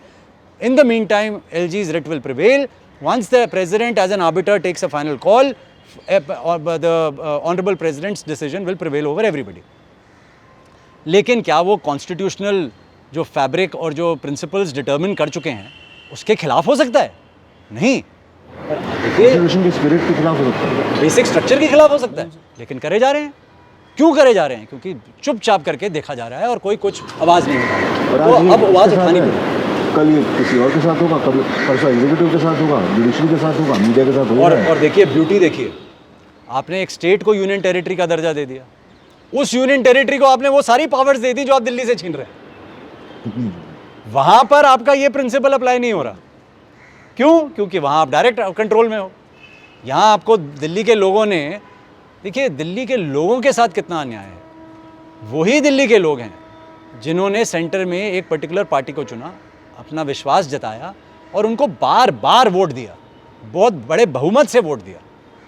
लेकिन जब राज्य की जो politics है और जब राजनीति है उसमें उन्होंने ऑल्टरनेटिव चुना और उसको उतने ही उससे भी बड़े मैंडेट से उसको चुना और बार बार चुना। तो क्या ये उनके साथ विश्वासघात नहीं है? क्या ये उनकी पीठ पे खंजर खरोदने वाली बात नहीं है? क्या ये उनके साथ खिलवाड़ करने की बात नहीं है? तो ऐसा क्यों करा जा रहा है? क्यों? क्योंकि इंस्टीट्यूशंस जो हैं आज की डेट में वो इतने स्ट्रॉन्ग नहीं रहे। इसीलिए मैं मानता हूँ कि इंस्टीट्यूशंस को खड़ा होना पड़ेगा, इंडिविजुअल्स को नहीं। ये दिल्ली सरकार, अरविंद केजरीवाल सरकार के बारे में बात नहीं है। देखिए आज वो हैं, 10 साल बाद क्या पता वो ना हो, 20 साल बाद क्या पता दिल्ली सरकार में कोई और सरकार हो, क्या पता अरविंद केजरीवाल प्रधानमंत्री हों 15-20 साल बाद। तो उनको भी जब वो वहाँ हो तब उनको ये खिलवाड़ नहीं करना चाहिए, जैसे कि आज इनको ये खिलवाड़ नहीं करना चाहिए। तो ये इंस्टीट्यूशंस मेंटेन रखनी चाहिए हमें। कई चीज़ें हैं, जैसे मैंने कहा लक्ष्मण रेखा कभी पार नहीं करनी चाहिए, पर आजकल तो हम देख रहे हैं हर रोज़ लक्ष्मण रेखा पार होती है और डंके की चोट पे होती है और कहा जाता है कि हमने तो कुछ किया ही नहीं। क्या हो गया भाई? ऐसा क्या है जो आप इतना चिल्ला रहे हैं, बौखला रहे हैं? ऐसा कहा जाता है बल्कि। और फिर आपको पता ही है जो क्या क्या नहीं किया जाता, उसमें जाने की कोई ज़रूरत ही नहीं है, क्योंकि ये तो पॉलिटिकल डिबेट है, यहाँ तो हम पॉलिटिक्स इतनी डिस्कस नहीं कर रहे हैं। पर हम सबको एक दूसरे के लिए खड़ा होना पड़ेगा, चाहे वो कोई भी। देखिए हम सब देशवासियों को अपने लिए खड़ा होना पड़ेगा। हमको पॉलिटिकल पार्टीज़ को पीछे रखकर हमें ये करना पड़ेगा कि जो आदमी सही बात कर रहा है, जो देश के हित में है, जो राज्य के हित में है और जो हमारे हित में है, वी द पीपल, अगर जो हमारे हित में नहीं है वो हमारे राज्य और हमारे देश के हित में कैसे हो सकता है भैया? दिल्ली सरकार ने एक स्पोर्ट्स यूनिवर्सिटी बनाने की शुरुआत की है, कैसी देखते हो आप इसको? ड्रीम कम ट्रू के हिसाब से देखते हैं। तो जैसे बचपन से आपने सोचा होता है कि ज़िंदगी हो तो ऐसी हो, तो मैंने भी बचपन तो नहीं कहूँगा, मैंने भी अपनी कॉलेज डेज़ के बाद से हमेशा चाहा था कि खेल अगर हों, क्योंकि जब मैं खेल देखने जाता था स्टेडियम में, पानी नहीं मिलता था, खाना जो है वो उसके लिए लड़ झगड़ना पड़ता था। तो बेसिक जो बुनियादी चीज़ें हैं जो गारंटीड होनी चाहिए जब आप कोई खेल देखने जा रहे हैं, वो होती ही नहीं थी।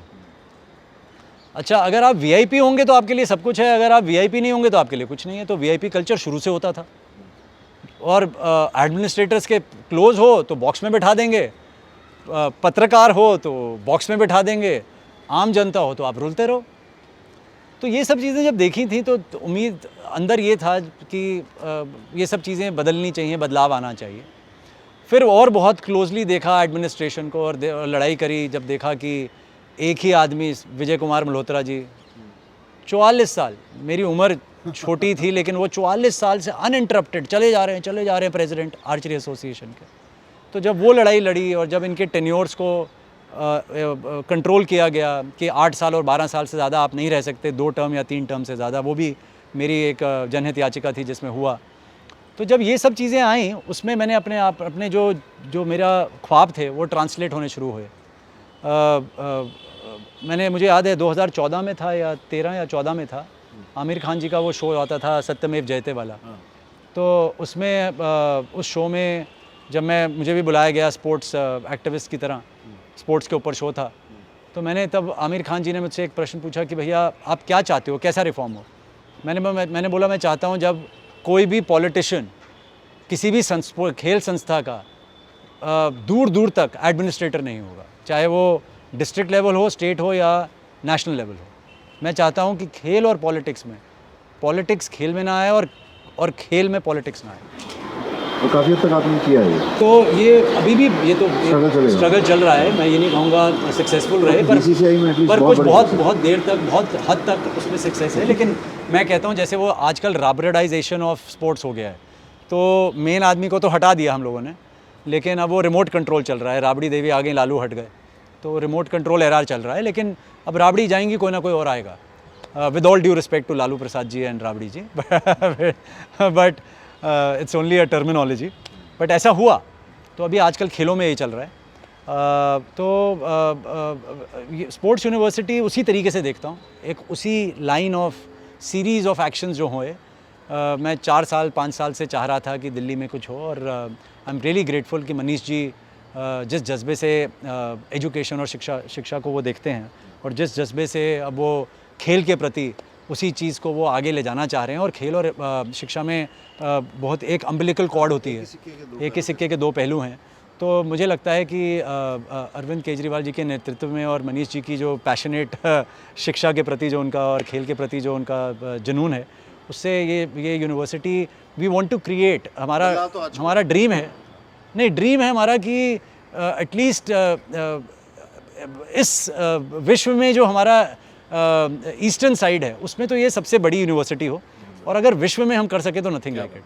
तो ड्रीम तो ये है, अब कहाँ जाकर वो ख़त्म होगा पता नहीं, लेकिन आतिशी आपको पता ही है बहुत ही पैशनेट हैं शिक्षा के बारे में, और she is a part of this team. तो I am looking forward to working with all of them and realising all my cherish dreams. और मुझे लगता है बहुत जल्दी एक बहुत ही अच्छी यूनिवर्सिटी क्रिएट होगी, बच्चों को बहुत अच्छा माहौल मिलेगा, शिक्षा को पहली बारी स्पोर्ट्स के साथ इंटीग्रेट किया जाएगा, मार्क्स फॉर स्पोर्ट्स होंगे, एक स्पेशल करिकुलम होगा हमारे स्पोर्ट्स पर्सन्स के लिए, कोच फॉर कोचेज़ होंगे, इंफ्रास्ट्रक्चरल डेवलपमेंट होगी, सेंटर्स ऑफ एक्सेलेंस होंगे, बहुत कुछ होगा, मज़ा आ जाएगा। मतलब कुल मिला के एक नए भारत की तैयारी। बिल्कुल। और स्पोर्ट्स आप देखेंगे, बीच बोल रही है। देखिए स्पोर्ट्स जो है एक हमेशा मैंने माना है कि एक व्हीकल है फॉर अ चेंज। और स्पोर्ट्स से आप देखें कहाँ कहाँ से बच्चे निकल के आते हैं, अगर वो स्पोर्ट्स उनके जीवन में ना होती, उनका ख़ानदान अभी भी पॉवर्टी स्ट्रिकन होता, वो अभी भी उन गाँव में बसे रहते, लेकिन suddenly from nowhere they have been parachuted into nowhere. तो मैं नहीं कहूँगा सडनली, कभी नहीं होता, ये एक ग्रेजुअल प्रोसेस होता है, बहुत संघर्ष होता है एक खिलाड़ी के जीवन में, लेकिन अगर वो लैडर ना मिलती उन्हें तो ये लैटरल एंट्री ना हो पाती कभी भी। सो ये एक लैटरल एंट्री के लिए और हमारे बच्चों के लिए जो आगे, और स्पोर्ट्स जो है एक बहुत ही बड़ी फील्ड होने वाली है आने वाले समय में, एक बहुत ही बड़ा बिजनेस होने वाला है, और बहुत ही अलग अलग तरीके के स्किल सेट आने वाले हैं। तो हम इसको मर्ज कर रहे हैं अपने स्किल सेंटर्स के साथ, हम इसको मर्ज कर रहे हैं अपनी स्कूल्स और यूनिवर्सिटीज़ के साथ, हम इसको मर्ज कर रहे हैं अपने स्टेडियम्स के साथ, हम इसमें लाएंगे टाई अप्स, जो फैकल्टीज़ होंगी, visiting faculties, the best in the best, जो लोग होंगे वो मज़ा आ जाएगा उनके साथ काम करके। सो बहुत चीज़ें होंगी। उम्मीद है कि मनीष जी और अरविंद जी, ऑलरेडी बजट बहुत अच्छा आ गया है और उन्होंने इसके बहुत फाइनेंशियल बैकिंग भी करी है, तो मुझे नहीं लगता इसको कोई रोक पाएगा, इस सोच को कोई रोक पाएगा अब दिल्ली में। जुडिशरी में कोई एक चेंज यदि आप कल्पना करें, बहुत सारे क्या हैं। हो एक कोई सबसे बड़ा चेंज? सबसे बड़ा चेंज मैं चाहूँगा कि करप्शन चले जाए, और जो ये तारीख पे तारीख पड़ती रहती है, मतलब केस लो और उसको ख़त्म करो ना। सेशंस कोर्ट बनी थी, क्यों बनी थी? सेशंस कोर्ट का मतलब था एक सेशन में आप बैठोगे और उस सेशन में आप उस केस को ख़त्म कर दोगे। अब तो बिल्कुल मखौल बन गया है। फास्ट ट्रैक कोर्ट जो है वो सबसे स्लो कोर्ट है। कोई आदमी अपना केस फास्ट ट्रैक कोर्ट में नहीं ले जाना चाहता, रेगुलर में चलता रहे, जल्दी आ जाएगा केस। तो हर चीज़ जो हम इंट्रोड्यूस करते हैं उसको इम्प्लीमेंट नहीं कर पाते। बैकलॉग ऑफ केसेस इतने हैं, जो जुडिशरी में बहुत बदलाव की ज़रूरत है, वकीलों में बहुत बदलाव की ज़रूरत है। बहुत बड़ा मूवमेंट है। एक टाइम था जब ये नोबल प्रोफेशन माना जाता था, लोग देखते थे, बोलते थे आहा वकील साहब हैं, बैठाओ जी, कुछ खिलाओ पिलाओ इनको। आज बोलते हैं चोर उचक्का आ गया है, ये तो वकील है। तो ये जो पैराडाइम शिफ्ट है ये बहुत ही गलत है। आज भी बहुत अच्छे वकील हैं, लेकिन कुछ चुनिंदा जो मछली हैं वो पूरे तालाब को गंदी करती हैं, और जो गंदे केस हैं ना, जो भ्रष्ट लोग हैं वो दिखते बहुत जल्दी हैं, क्योंकि अट्रैक्टिव बहुत होते हैं, उनकी सक्सेस स्टोरी बहुत अट्रैक्टिव होती है, बड़ी जल्दी हो जाती है। तो वो सक्सेस स्टोरीज निकल के आती हैं, जो संघर्ष वाला निकलता है आदमी वो बहुत देर से निकल के आती है, और आजकल जो कैपेसिटी है लोगों की वो बहुत कम हो गई है। तो इसलिए मैं चाहूँगा कि ये सब चीज़ें जो हैं चेंज हों, और in a time bound manner we should be able to dispose of cases. और जो एडजर्नमेंट्स इतनी आसानी से मिल जाती हैं वो नहीं मिलनी चाहिए। जो बेसिक फैब्रिक जो आ गया है कि everything is determined through monetary terms, आज ये नहीं देखते कि ये यार वकील कैरेक्टर अच्छा है, इस वकील का, ये ईमानदार वकील है, ये कभी झूठ नहीं बोलेगा। बहुत कम होता है वकालत में झूठ, आए देर सवेरा आप बोल देते हो, लेकिन बाय एंड लार्ज ये आदमी जो है ये सच की तरफ खड़ा होगा, ऐसा मिलने बहुत ही कम मिलता है आजकल। सो मैं चाहूँगा वो एक नई बुनियाद शुरू हो।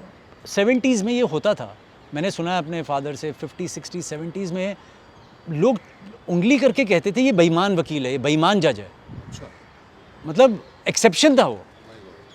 आज वो कहते हैं कि कुछ लोग कहते हैं कि उंगली देखकर कहना है कि ये एक शायद ईमानदार आदमी है, उसके लिए भी शायद इस्तेमाल यूज़ करता है। तो ये क्यों हुआ, इसके लिए मेरे ख्याल से कुछ ना कुछ तो सोल सर्चिंग हम सबको करनी चाहिए। आपके सामने कुछ नाम रखूँगा, आपको उनको एक वर्ड में आपके मन में क्या आता है? हाँ, रैपिड फायर खेल रहे हैं। रैपिड फायर समझ लीजिए। अच्छा, अच्छा, पी चिदम्बरम। आजकल वकील, तब वित्त मंत्री, लेकिन मैं कहूँगा kind of a reformist finance minister. Raghav Chadha. भाई छोटा भाई। Okay, modern school. ओ मेरी बुनियाद, जस्टिस गोगोई। ना होते तो अच्छा।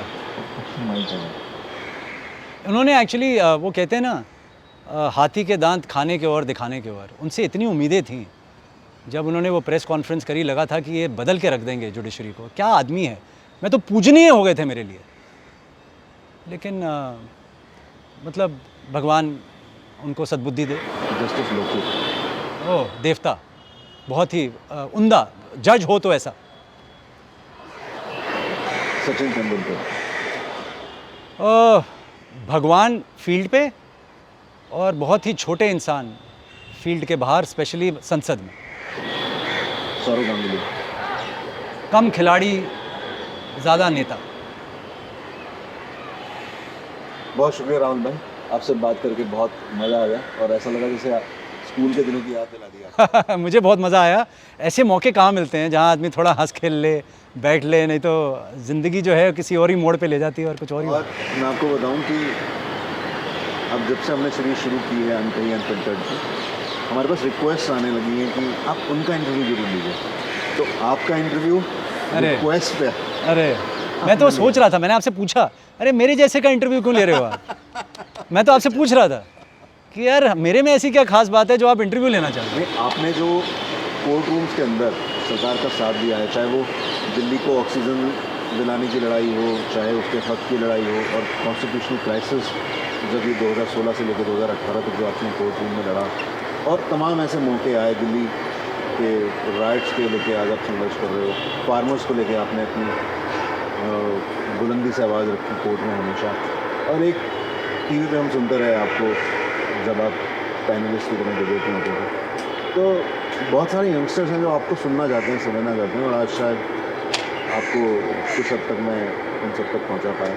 बहुत एक्चुअली जो आपने ये बात करी ना, ये ऑक्सीजन की और दूसरा राइट्स की, फार्मर्स की, various students who have been arrested, UAPA के अरेस्ट हुए लोग, ये सब चीज़ें मैंने कभी भी ये नहीं देखा कि मैं सरकारी तरीके से देख रहा हूँ। मेरे को जो सही लगा, और मैं आपको बताऊँ, कभी भी आज तक मुझे कभी भी सरकार की तरफ से फ़ोन नहीं आया कि आप ये लाइन लीजिए, और ये एक बहुत बड़ी बात है। बहुत आसान होता है जब आप सरकार के लिए काम कर रहे हों, जो सरकारी तंत्र में ऊपर बैठे हैं आपको इजीली इन्फ्लुएंस करने की कोशिश करते हैं, सिर्फ अपने पॉलिटिकल एजेंडा के लिए, दाल और रोटी के लिए और अपने एजेंडा को आगे करने के लिए। मैंने हमेशा वो चीज़ करी जो मुझे लगा कि अगर मैं एक वकील होता या मैं एक आम नागरिक होता तो मैं क्या करता, मैंने सिर्फ वो करा है। अब वो आप मान लीजिए, अगर एक तरीके से एक पॉलिटिकल इस्टेब्लिशमेंट की जो आइडियोलॉजी है उससे माफिक नहीं खाती या उससे तालमेल नहीं रखती, सो बी इट। बट मैंने कभी ये नहीं सोचा कि उनको नीचे दिखाना है या एक पर्टिकुलर आदमी के लिए एक लाइन टो करनी है। जो सही था, जो मुझे लगा सही, दूसरों को क्या पता वो गलत लग सकता है, and they are equally right in their judging me on those lines.